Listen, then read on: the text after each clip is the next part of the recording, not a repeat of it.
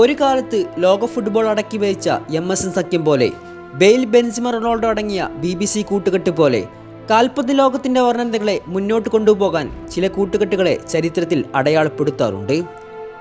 ഒരുപക്ഷെ ആ കൂട്ടുകെട്ട് കിരീടങ്ങളൊന്നും നേടിയിട്ടില്ലെങ്കിലും കളിക്കളത്തിൽ അവരുണ്ടാക്കിയ ഓളമൊന്നും ആരാധകർക്കൊരിക്കലും മറക്കാൻ കഴിയാത്ത ഒന്നാണ്.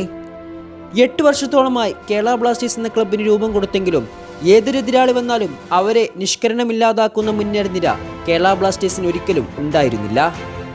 അതിനുവേണ്ടി കേരള ബ്ലാസ്റ്റേഴ്സ് പല താരങ്ങളെയും പരിശീലിപ്പിച്ചു നോക്കിയെങ്കിലും അവർക്കൊന്നും ആരാധകരുടെ പ്രതീക്ഷയ്ക്കൊത്ത് ഉയരാൻ കഴിഞ്ഞില്ല. എന്നാൽ അവിടേക്കാണ് ഇവാൻ മുക്കോമനോവിച്ചിന്റെ കീഴിൽ ഒരു കിടിലൻ മുന്നേറുനിരക്ക് രൂപം കൊള്ളുന്നത്. അതെ, Alvaro Vazquez, Adrian Luna and Herrera Diaz. ഈ മൂവർ സംഘം ബ്ലാസ്റ്റേഴ്സിന്റെ ജേഴ്സിയിൽ നിറഞ്ഞാടിയ ആ നിമിഷങ്ങളൊക്കെ എത്ര മനോഹരമായിരുന്നത് ഞാൻ നിങ്ങൾക്കൊരിക്കലും പറഞ്ഞു തരേണ്ട ആവശ്യമില്ല. കാരണം അതൊക്കെ നമ്മൾ നല്ല രീതിയിൽ ആസ്വദിച്ചിട്ടുണ്ട്. അഡ്രിയാൻ ലൂണ എന്ന മനുഷ്യൻ കളിക്കളത്തിൽ കളി മെനയുമ്പോൾ അതിനെ ടോപ്പ് ക്ലാസ് രീതിയിൽ ഫിനിഷ് ചെയ്യാൻ അൽവാരോയും ഡയസും. വാസ്തവത്തിൽ അതായിരുന്നു കേരള ബ്ലാസ്റ്റേഴ്സ് സ്വപ്നം കണ്ട കൂട്ടുകെട്ട്. എന്നാൽ കേരള ബ്ലാസ്റ്റേഴ്സിന്റെ ജേഴ്സിയിൽ നിന്ന് ബ്ലാസ്റ്റേഴ്സിൽ അത്ഭുതം തീർത്ത അൽവാരോയും ഡയസും ബ്ലാസ്റ്റേഴ്സ് വിട്ടപ്പോൾ അവിടെ ബാക്കിയായത് അഡ്രിയാൻ ലൂണ മാത്രമായിരുന്നു. എന്നാൽ ലൂണക്ക് കൂട്ടായി തൊട്ടടുത്ത സീസൺ ദിമിത്രിയോസും സാക്കയും പോലത്തെ താരങ്ങൾ കളിക്കളത്തിലുണ്ടെങ്കിലും ആ പഴയ കൂട്ടുകെട്ട് പോലെ കൺസിസ്റ്റന്റായി പെർഫോം ചെയ്യാൻ കഴിഞ്ഞിരുന്നില്ല.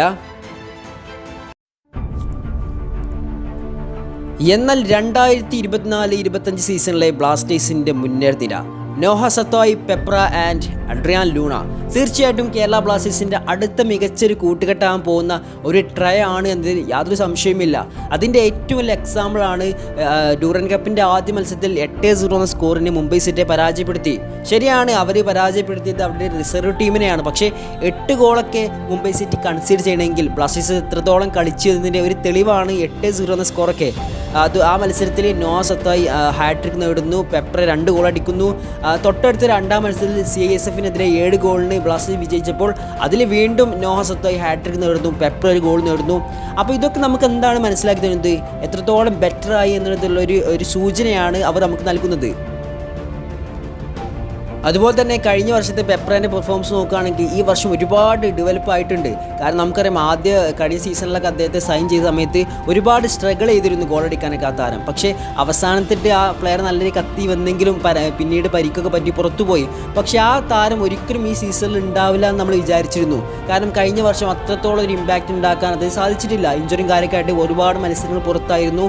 അപ്പോൾ ആ താരം ഈ സീസൺ നമ്മൾ ഉണ്ടാവില്ല എന്ന് വിചാരിച്ച പ്ലെയറാണ് ഇത്രയും വെൽ പെർഫോം ചെയ്യുന്നത്.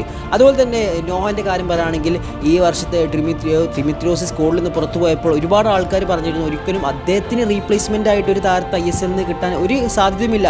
പക്ഷേ ആ സ്ഥലത്തിലേക്കാണ് അദ്ദേഹത്തിന് റീപ്ലേസ്മെൻ്റ് ആയിട്ടില്ലെങ്കിലും നല്ല രീതിയിൽ കേരള ബ്ലാസ്റ്റേഴ്സിന് വേണ്ടി തുടർച്ചയായി ഗോളുകൾ അടിച്ചുകൊണ്ട് നമുക്ക് ഒരുപാട് പ്രതീക്ഷ തരുന്നത്. നമുക്കറിയാം, നോഹ സത്തോയ് കഴിഞ്ഞ ഗോവൻ പ്ലെയറാണ്. അദ്ദേഹം കിടിലൻ പെർഫോമൻസ് ആയിരുന്നാണ് കാഴ്ചവെച്ചിരുന്നത്. പക്ഷേ ആ പ്ലെയറെ സൈൻ ചെയ്യുമ്പോൾ അദ്ദേഹത്തിന് കേരള ബ്ലാസ്റ്റേഴ്സിൽ ഒന്നും ചെയ്യാൻ കഴിയില്ല എന്നൊക്കെ ഒരുപാട് വിമർശനങ്ങളുണ്ടായിരുന്നു. അപ്പോൾ അതിനൊക്കെ വകഞ്ഞു മാറ്റിയാണ് അദ്ദേഹം ഇത്രയും നല്ല പെർഫോം, അതായത് കളിച്ച മത്സരം 2 മത്സരം കളിച്ചതിൽ ഹാട്രിക് നേടിക്കൊണ്ട് അദ്ദേഹത്തിൻ്റെ എത്രത്തോളം അദ്ദേഹത്തിന് കേപ്പബിലിറ്റി ഉണ്ട്, അദ്ദേഹത്തിന് എത്ര ക്വാളിറ്റിയുള്ള പ്ലെയർ ആണ് എന്ന് നമുക്ക് കാണിച്ചു തരുന്നത്. പിന്നീട് ഒരുപാട് ആൾക്കാർ വിമർശനങ്ങൾ ഉയർത്തുന്ന കാര്യമാണ് ലൂണൻ്റെ ഫോം ഔട്ട് എന്നത്. നമുക്കറിയാം, 2-3 മത്സരങ്ങളായി അഡ്രിയാൻ ലൂണ എന്ന താരത്തിന് കാര്യമായിട്ടുള്ള ഒരു പ്രകടനമൊന്നും ബ്ലാസ്റ്റേഴ്സിൻ്റെ ഏസിൽ കാണിക്കാൻ സാധിച്ചിട്ടില്ല. അസിസ്റ്റും കാര്യങ്ങളും ഉണ്ടെങ്കിലും നമ്മൾ കാണുന്നൊരു ലൂണുണ്ട്, ആ പ്രൈം ലൂണ, അതായത് 2-3 സീസണിലായി ബ്ലാസ്റ്റേഴ്സിൻ്റെ കുന്തമുനായി നമ്മൾ കാണുന്ന ഒരു താരമാണ് അഡ്രിയാൻ ലൂണ. പക്ഷേ ആ താരത്തിൻ്റെ അഭാവം ചെറിയ രീതിയിൽ നമ്മൾ അലട്ടുന്നുണ്ട്. ശരിയാണ്, അദ്ദേഹം റിക്കവറി പരിക്ക് കഴിഞ്ഞിട്ട് വരുന്നുള്ളൂ. അതിൻ്റെ ചെറിയൊരു പോരായ്മ മാത്രമാണിതെന്ന് നമുക്ക് മനസ്സിലാക്കാം. ISL തുടങ്ങിയിട്ടില്ലല്ലോ. ISL തുടങ്ങുമ്പോൾ തീർച്ചയായിട്ടും ആ താരം മിന്നും പെർഫോമൻസിലേക്ക് വരുമെന്ന് നമുക്ക് പ്രതീക്ഷിക്കാം.